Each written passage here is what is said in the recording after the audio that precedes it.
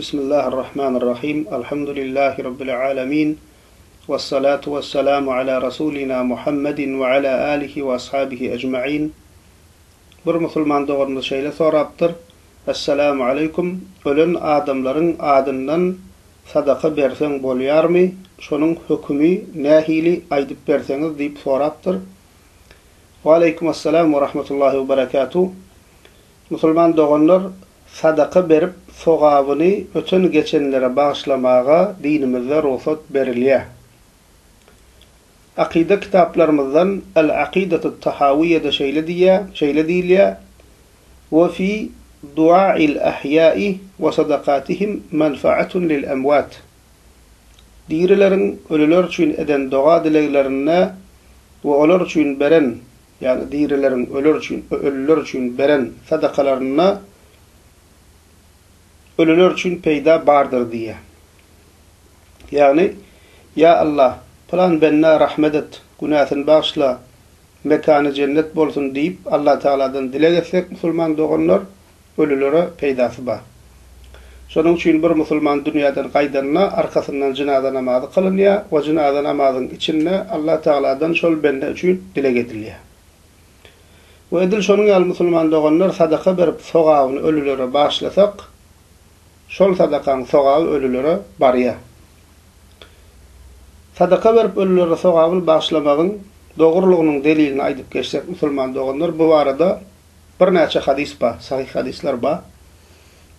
Mysal üçin Buhari Müslimde Ayşe radiyallahu anha enemizden haber berilen hadiste şeýle diýilýär: "Enne raculan eten nebiyye sallallahu aleyhi ve sellem.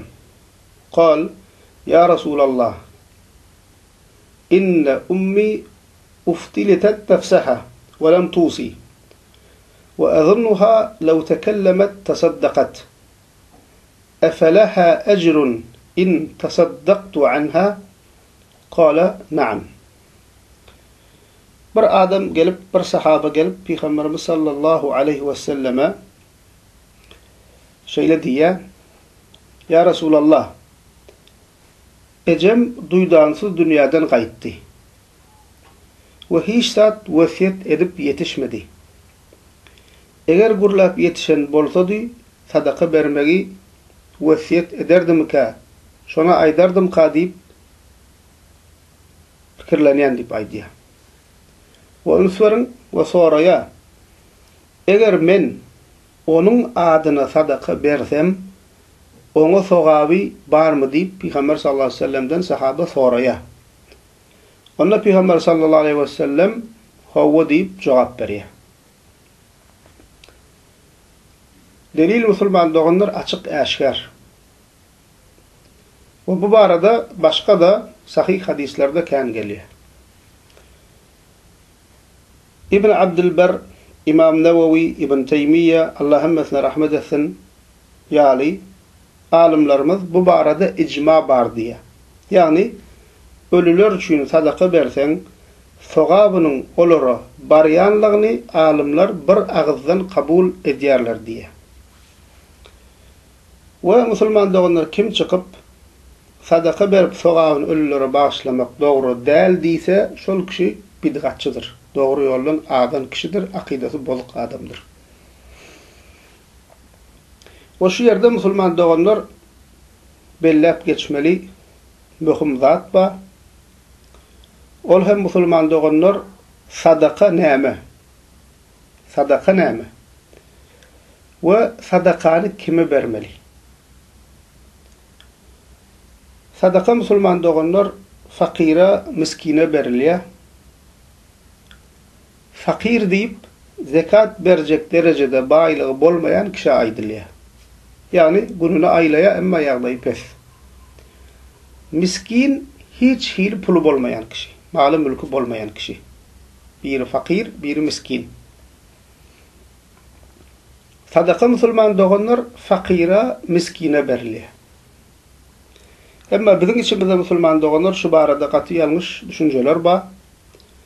Halkymyzyň içinde köp kişi sadaka diýsen, näme gözüne gelýär? Şol ölüýün ýygyna belli günlerde üşüp nahar pişirilse, şoňa sadaka diýip düşünýäs. Köpüýümizin kellämide sadaka diýilse şol gelýär.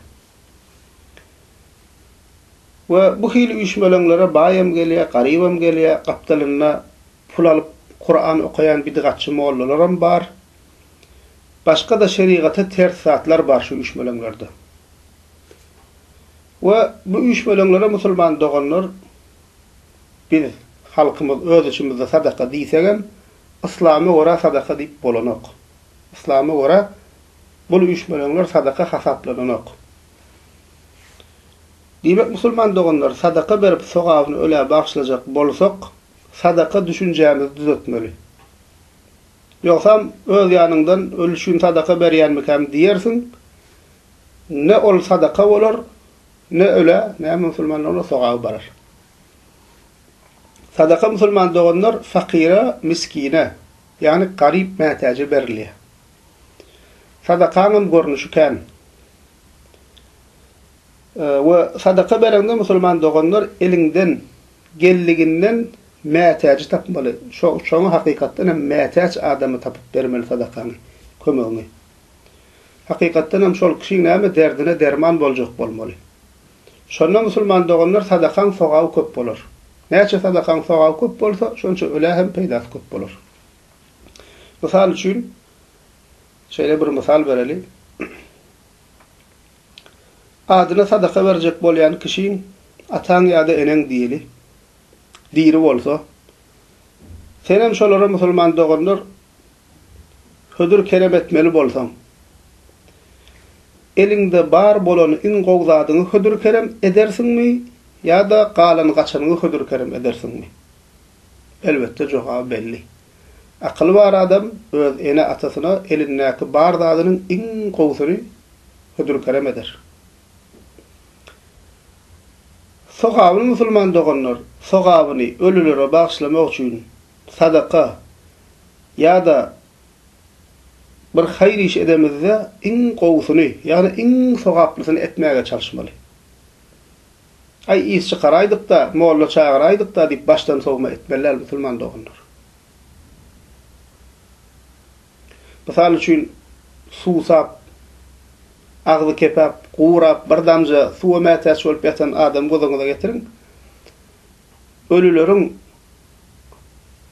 sogaby bolan mätäçligi şul suwa mätäç bolup ýatan adamdan has mätäçirak. Diýmek musulman doganlar sogabyny bagşlamak üçin sadaka ýa-da haýr iş edemizde sogaplysyndan sogaplysyna ýapyşmaly. Misal üçin eklenji pes, o maşgalan tap, bir halta unakitde ýaplap gaýt. 10 günnäp, 20 günnäp, belki bir aýlap şoň iýjek hurşy bolýar, arkaňdan doga edip durýar.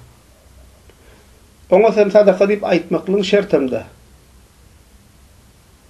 Aýna men sana sadaka getirdim zat diýip uly geplep adamlar kemsitmegem dogurda. Elbetde berde gaýdy ber. Sen niýetiňde niýet et, sadaka diýip sogabynam atamy eneme kime bagşlajak bolsaň niýet et, şol ýeterli. Ya da tuğu, ya da yağ, şuna mengde hurş boljaklady, Allah näme şoňa berdi gaýt. Ya olmasa goýun soýup, sogabyny bagşlasyň gelýär, al bir goýun soý, berdi gaýt şol mätäç maşgala, bir aýlap, 2 aýlap şolaň hurşy bolýar. Ene musulmanlygynda sogaply şul, şeýle etmeli. Ya da başga bir misal, köp çagal maşgalalar bar. Okuw başlajak wagtlar şulara alada gaýgy bolýar. Defteri, kalamy, üstübaşyny düzeltmeli. Ya olmasa dış pasly gelýär, ädik almaly, gup almaly. Şol köp çagaly maşgalalarda ýa-da ipes maşgalalarda alada bolýar.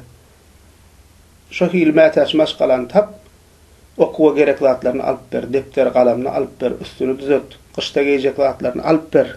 Ine şuda bir haýryň, sadakaň bir görnüşi musulman doganlaryna şu hilek bir derde ýarayan zatlara ýapyşmaly biz sadaka haýr etjek bolsak. Kol sadaka adyny goýup durýar, garynda adamlar gelýär, oňa bir goýýan, ýese ýa ýemese onam ýenok. O bidgatçy molla gelýär, Kur'an okudum eden bolýar, oňa 5 manat berýän, şoňlan tamam bolýar. Ýys çykardyk, ay molla çağırdyk, okudyk, tewir etdik boldy. Emma hakyky görnüşde, dogry görnüşde, has sowaply görnüşde biz de musulman doganlar köpüýmiz etjek bolamdyk. Ya bolmasa mysal üçin namdar Guran bolan ustulyny Afrikada guýaşdyryp bolýar. Iň sowaply zatlaryň biri. Şondan bir kuş işlede şu guýdan garynja gelip şondan işlede musulman doganlar şoň sokaby bar. Ya bolmasa din ugrunda okap ýören talip, hafızlyk okap ýören talip namdar bolsa, şoň çykdyjylaryny garşylasaň musulman doganlar uly sokap. Belki sen özüň azar hafyz bolup bilmersiň, emma sen mümkinçiligiň bar bolsa bir hafyzyň ýetişmegine sebäp bolup bilersiň. Ana şoň çykdyjylaryny garşylap musulman doganlar şoň sokabyny öllere bagşlap bilersiň. Bu da bir haýryň bir görnüşi. Ya bolmasa mescit gurulşygyna kömek etmek.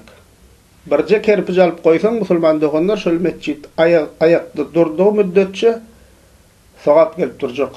Kimin adyna şory bagşlan bolsaň şoň sokaby. Diýmek musulman doganlar sadakany hakyky mätäje bermeli. Etjek hayır işini hakyky derde yarajak hayır sogaby etmeli. Şonda musulman doganlar sadakan we hayır işini sogaby hasyl bolar, bu öllere de näme peýdasy bolar. Alhamdulillahi rabbil alamin.